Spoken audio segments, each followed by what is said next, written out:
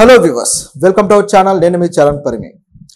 Junior NTR cinema event నిన్న రద్దు చేయడం జరిగింది. అయితే ఈ రద్దు వెనకాల కేవలం అందరూ మాట్లాడుకునే పై విషయాలే కాదు, ఇంకేమైనా లోపోలి విషయాలు ఏమన్నా ఉన్నాయా అన్నట్లుగా కొన్ని డౌట్లు అయితే ఉన్నాయి. ఎందుకంటే చాలా కాలంగా చూస్తే జూనియర్ ఎన్టీఆర్ సినిమాల ఈవెంట్లు, వాటిల్లో జరిగే ఇబ్బందికరమైన పరిస్థితులు, ఆయన ఫ్యాన్స్ కలిగించేవి, అలాగే ఫ్యాన్స్కు జరిగే కొన్ని రకాల పొరపాట్లు అనాలా లేకపోతే అపశృతులు అనాలా, ఇటువంటివన్నీ జరుగుతూ వస్తున్నాయి.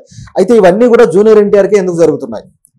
తెలుగు సినిమాల్లో ఒక మాసియెస్ట్ స్టార్, అలాగే మ్యాన్ ఆఫ్ మాసెస్ అని ఈ మధ్యకాలంలో మంచి ట్యాగ్ కూడా దక్కించుకున్న వ్యక్తి.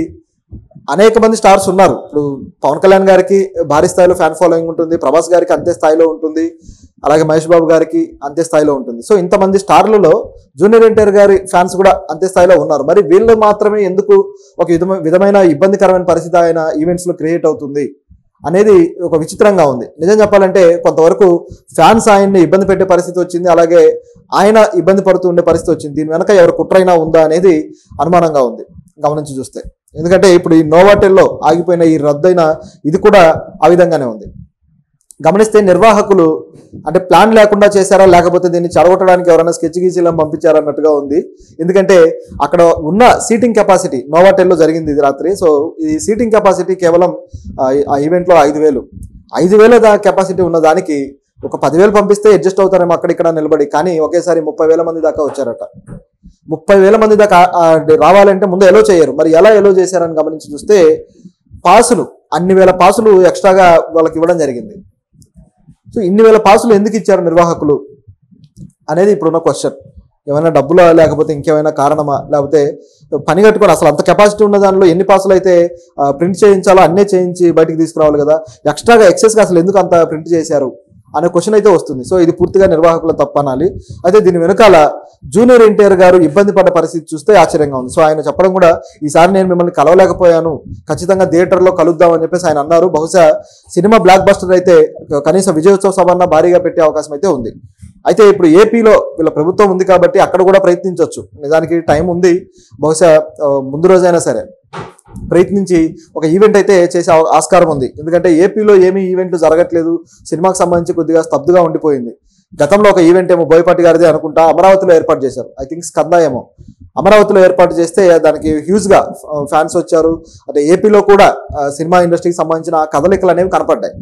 అదే జూనియర్ ఎన్టీఆర్ గారు దిగితే అది కూడా అమరావతిలో ఏర్పాటు చేయగలిగితే చంద్రబాబు గారి ట్రేడ్ మార్క్ ఉందో ఆ ట్రేడ్ మార్క్ను అక్కడ చూపించడానికి, అమరావతిని మళ్ళీ అందరి చేత ఆమోదయోగ్యంగా చేయడం కోసం అటువంటి అవకాశం ఒకటి దొరుకుతుంది. సో ఇది ఉపయోగించుకోవాలి. కానీ ఎందుకనో అలా ప్లాన్ చేయకుండా సింపుల్గా అయింది. ఎందుకంటే పాన్ ఇండియా సినిమా ఇది. ఇంత భారీ స్థాయి సినిమాని సింపుల్గా ఏదో హోటల్లో పెట్టేసి కొద్దిమంది ఆడియన్స్ను పెట్టడం వల్ల అది ఈ స్థాయి ఇబ్బంది అయితే క్రియేట్ చేసింది. నిజానికి గతంలో ఎన్టీఆర్ గారి ప్రీ రిలీజ్ ఈవెంట్లకి లక్షల మంది వస్తారు. అయితే వాటిలోనే అపశృతులు కూడా జరుగుతూ ఉంటాయి. ఇప్పుడు గమనిస్తే ఒక సినిమా ఈవెంట్, ఐ థింక్ అది ఉసరవల్లి లేకపోతే నాన్నకు ప్రేమతో. సో ఈ సినిమాను మొత్తానికి ఒక సినిమా ఈవెంట్లో ఇదే విధంగా ఒక ఫ్యాన్ అనుకోకుండా ఒక కరెంట్ షాక్ కొట్టి చనిపోయాడు. సో ఆయన ఈవెంట్కి వచ్చిన ఒక ఫ్యాన్ ఇటువంటి అపశృతి జరిగి మొత్తానికి ఈవెంట్ మొత్తం కూడా ఒక్కసారిగా విషాదంలోకి జారుకుంది. సో అటువంటి పరిస్థితి జూనియర్ ఎన్టీఆర్కే ఎందుకు వస్తుంది, ఆయన ఈవెంట్స్లోనే ఇటువంటివి ఎందుకు జరుగుతున్నాయి అనేది పట్టుకుంది. చాలాసార్లు ఆయన ఈవెంట్స్కి వచ్చినప్పుడు క్లియర్గా చెప్తాడు, స్టేజ్ మీదనే మీరు జాగ్రత్తగా ఇళ్ళకి వెళ్ళండి, మీకోసం కుటుంబ సభ్యులు ఎదురు చూస్తూ ఉంటారు, జాగ్రత్త అని చెప్తూ ఉంటారు. అలా చెప్పినా సరే ఇటువంటి అపశృతులు జరుగుతూ ఉన్నాయి. సో బహుశా దీని వెనకాల ఏమైనా ఆయనకు సరిపడని విషయాలు ఏమన్నా ఉన్నాయా? ఇంకా గమనించి చూస్తే కొద్ది కాలం క్రితం ఇద్దరు ఫ్యాన్స్ గొడవ పడ్డారు, ఇద్దరు హీరోల ఫ్యాన్స్. అందులో ఒక హీరో ఫ్యాన్ మరో హీరో ఫ్యాన్ చంపేస్తే అది కూడా పెద్ద ఇష్యూ అయిపోయింది. దాంట్లో కూడా జూనియర్ ఎన్టీఆర్ ఇబ్బంది పడిపోయి రియాక్ట్ అవ్వాల్సి వచ్చింది. అక్కడ కూడా పవన్ కళ్యాణ్ గారి ఫ్యాన్ని, ఇటువైపు జూనియర్ ఎన్టీఆర్ గారి ఫ్యాన్, ఇద్దరు గొడవపడి ఎన్టీఆర్ గారి ఫ్యాన్ అతన్ని చంపేశాడు. అంటే ఒక విద్వేషపూరితమైన ఫ్యానిజంకి వీళ్ళు వెళ్ళిపోయారనమాట.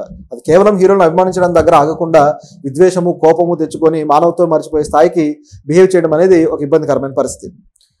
చాలాసార్లు హీరోలు వీళ్ళ వల్ల ఇబ్బందులు పడుతున్న సంఘటనలు ఉన్నాయి. కానీ వీళ్ళు సంయమనం పాటించి ఆ గౌరవప్రదంగా మలిగే పరిస్థితి ఉన్నప్పుడే ఆ హీరోలకు కూడా గౌరవం.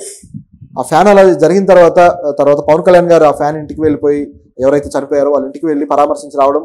మరోవైపు చూస్తే జూనియర్ ఎన్టీఆర్ ఇలా చేసే వాళ్ళు ఎవరు నా ఫ్యాన్స్ కాదు, ఇది సరైనది కాదు అని చెప్పేసి ఆయన డైరెక్ట్గా మీడియా ముఖంగా రియాక్ట్ అయ్యాడు. అంటే ఆ స్థాయి ఫ్రస్ట్రేషన్ ఆయనకు వచ్చింది.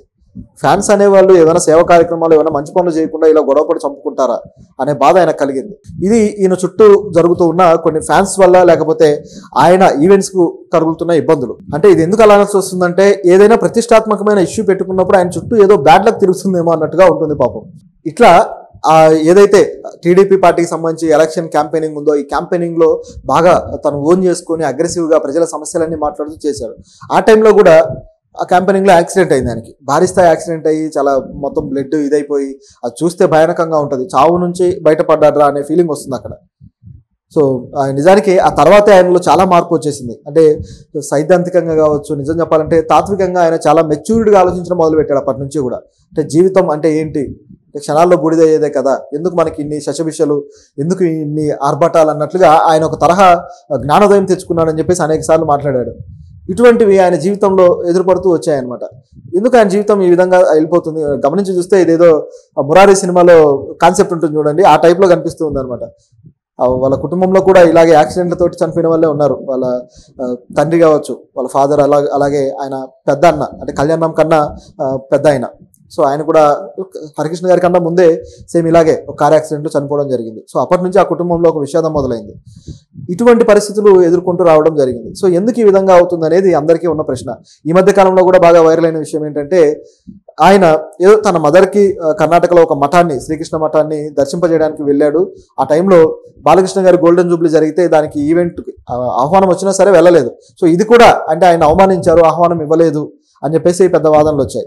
అయితే ఎన్టీఆర్ గారికి సంబంధించి ఏదైతే శత జయంతి జరిగిందో దానికి వాస్తవానికి మరి ఆయనకి సరైన ఆహ్వానం అందలేదా, లేకపోతే ఆహ్వానం అందించే క్రమంలో సరిగా ట్రీట్ చేయలేదా తెలియదు, కానీ దానికి కూడా ఆయన హాజరవ్వలేదు. నిజానికి రామ్ చరణ్ గారు, లేకపోతే పెద్ద పెద్ద స్టార్లు కూడా వచ్చారు అక్కడికి, రజనీకాంత్ గారు, వీళ్ళంతా. సో ఈ టైప్లో ఎందుకనో ఆయన చుట్టూ ఒక బ్యాడ్ లక్ తిరుగుతుందా, లేకపోతే ఏదైనా కుట్రపూరితమైన ఇష్యూ ఆయన ముందు నడుస్తూ ఉందా అనే డౌట్ అయితే అందరికీ కలుగుతూ ఉంది.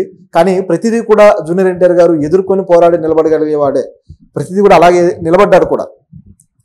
మామూలుగా ఒక సేయింగ్ ఉంటుంది అనమాట, అంటే బరువు మోసేవాడికే బాధ్యతలన్నీ పెరుగుతూ ఉంటాయి, దేవుడిస్తాడని చెప్పేసి ఒక సేయింగ్ ఉంటుంది. అంటే మోయగలడు, సత్తా ఉన్నవాడు ఏదైనా సరే డీల్ చేయగలడు కాబట్టి ఆయనకి ఇలాంటివన్నీ వస్తున్నాయనే ఇదైతే కనిపిస్తూ ఉంది. అయితే ఇటువంటి అపశృతి తొలగిపోవాలంటే మంచి హిట్ అయితే కొట్టాలి. ఆ సినిమా బ్లాక్ బస్టర్ గానే అయిందంటే ఫ్యాన్స్కి అంతకన్నా ఆనందం ఉండదు. ఈ ఈవెంట్ కనీసం విజయోత్సవ సభ అయినా సరే భారీ స్థాయిలో జరగాలని మనమైతే కోరుకుంటాం.